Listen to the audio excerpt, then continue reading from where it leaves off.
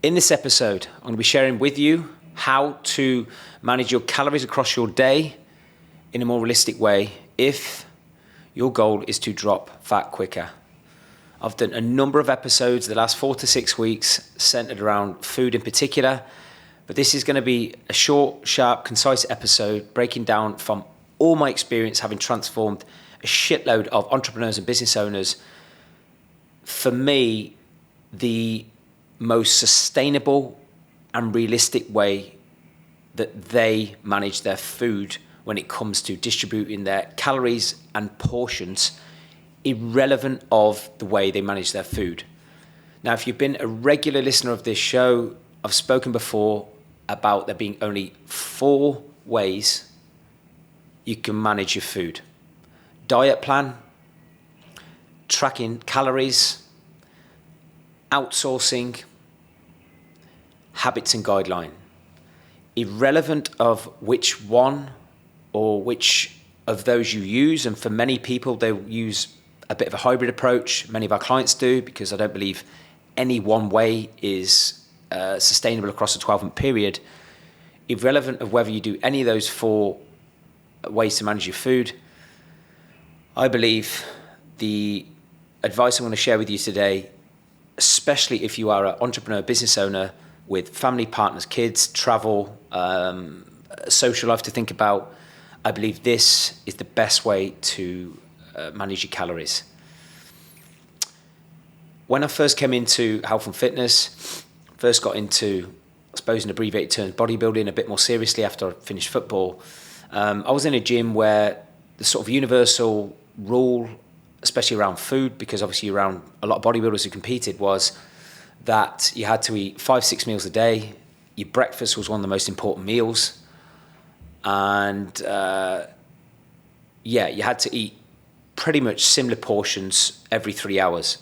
Now, if you're listening to this and you want to be a bodybuilder on a stage, then maybe if we're really being OCD about this, perhaps that is the best way. But there's a strong chance you have no aspirations of being a bodybuilder if you follow me for a long time. I've never had aspirations of being a bodybuilder, even though I've bodybuilded to some degree. I've always wanted to look good, feel good, be strong, be fit, be mobile, and look good for 365 days a year, not just 10 minutes in a pair of pants, greased up, tanned up. Okay? I just believe that eating 6-7 times a day, every 3 hours, eating similar portions, it's just not remotely sustainable or enjoyable for general pop, and especially time poor, stressed out, overworked business owners who have other people in their life to think about. And they're at a stage of their life, and this might relate to you, where they've got the money to enjoy nice food. They want to enjoy the fruits of their labor more, and they don't want to live out of a Tupperware, which I certainly don't. So just getting to it. And I have covered this on previous podcasts, but I just want to do one standalone podcast episode purely about this, because I believe whatever stage you listen to this in the calendar year, this principle, I believe, will work at any point, any month across the year. And that is to manipulate your calories, basically your food portions, and in particular your food volume, so you are eating more food in the evening. I could probably count on one hand in the last 15 years of clients who actually wanted to eat more food in the morning than the evening. Why is that? After a long day at work, most people are stressed, they're tired, or they're feeling good. So one of the things they want to do to relax and enjoy themselves, or maybe sort of recover after a stressful day, is to eat more food, whether it's with themselves, with their partner, with a client, with a friend, children. And I don't think it's worth fighting that. I think one of the reasons people struggle so much when it comes to staying in shape, they don't manage their expectations, and they're totally unrealistic about where their lifestyle is right now in relation to manage their food within that lifestyle. But if you can eat a larger proportion of your calories in the evening when naturally that's when most people want to overeat and snack, then there's less likelihood of you over-consuming calories if you are sort of backloading your calories a little bit more. And it doesn't mean to say that you need to fast. Like, there's nothing magic with intermittent fasting and keto and all these different diets. All of these diets are basically just different ways of restricting your calorie volume. It doesn't matter how many meals you eat. It doesn't really matter what time you eat if your goal is to drop fat. Now, of course, you have to be a little bit more specific if you're trying to sort of dive into the performance world. But if you're trying to drop fat and that is your sole pain point, and you are just tired of grabbing fat around your belly and you're just sick to death of being overweight and feeling comfortable with your shirt off, maybe in the bedroom and on a beach, then I strongly urge that you manage your food in this way. And you manipulate your food, whether you track your calories or just simply portion so you eat more in the evening. I generally think a great rule of thumb with calorie distribution, for example, if you're eating 3 meals, is have 20 to 30% of your calorie consumption in meal 1, 20 to 30% of your calorie consumption in meal 2, and then leave 40 to 60% of your calorie consumption in your evening meal. The one thing that would stay consistent across those 3 intakes of food would be protein, because if you're short on protein in the first 2, you are even more likely to binge and overeat to excess in the evening. But I just think it's a very, very clever percentage breakdown of how to distribute your calories and your food volume across a calendar day. And there might be some gurus out there saying, oh, you might go to bed bloated and all this type of stuff. Now, that's a different issue and maybe a different podcast episode. Okay, even if you're eating 40 to 60% of your calories in the evening, as long as you're eating that a couple of hours before bed, or you're eating foods that digest with you, well, then it shouldn't be a big problem. And even if that isn't, by some people's perception, perfect, it's realistic. And this is where people are struggling. They're trying to fit, I don't know what the saying is, square pegs in round holes. It probably doesn't even make sense, but you know where I'm going with this. Most people are just absolutely fucking deluded with their lifestyle and food management. And remember, the number one reason people are overweight and not dropping fat and unhappy with how they look and by default how they feel is because they can't manage calories effectively. They can't stay in a calorie deficit for long enough to drop fat to then create that more malleability long-term approach. And I just think a much cleverer way is to have that percentage breakdown when it comes to managing your calories. And if you listen to this and you maybe have 4 meals a day, if you listen to this and you have 4 meals a day, then another great percentage breakdown would simply be 20% meal 1, 20% meal 2, 20% meal 3, which is 60%, and then leaving 40% the evening. Or you could even have one of those first 3 at like 15%, or maybe just a shake just to get some protein in, but you're leaving at least 40%. And I would veer even more towards 50% in your evening meal. I just think it's logical because, say, for example, your calorie target, your average calorie target across 7 days, and keyword there is average. It is totally fucking irrelevant if you are your calorie target to drop weight is 2,000 or 2,500, and then you're having one day where you're 5,000, which is pushes everything out.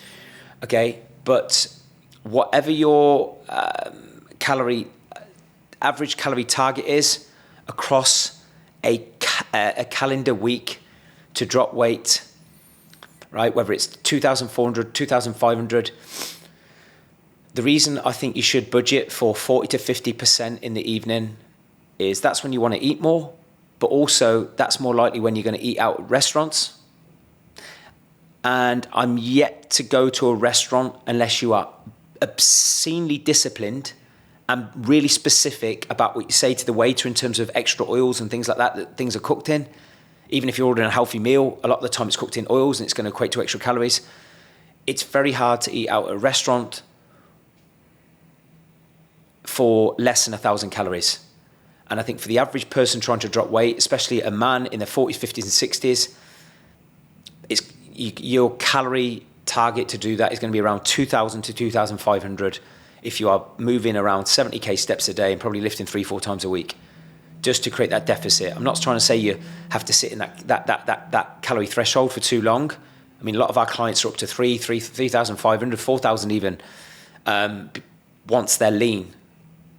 Okay, but you have to go for a period where calories do have to be a bit lower if you are trying to drop body fat.